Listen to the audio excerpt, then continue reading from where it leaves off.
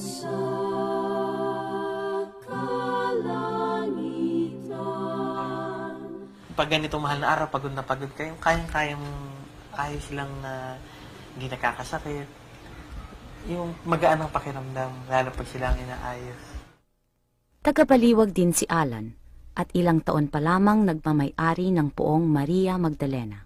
Kasi nung araw, hanggang panonood lang hanggang tinitingnan ko lang sila, tapos hanggang nagkaroon ng mas malalim na debosyon. Kasi sa pag-aayos, para siyang pagpapasalamat dun sa buong taon na binibigay niya sa amin na grasya. Ikaw ang amang tibubos ng nangungulilang lubos, amang di matapos-tapos, maawain mapagkupkup sa taong lupa talapog.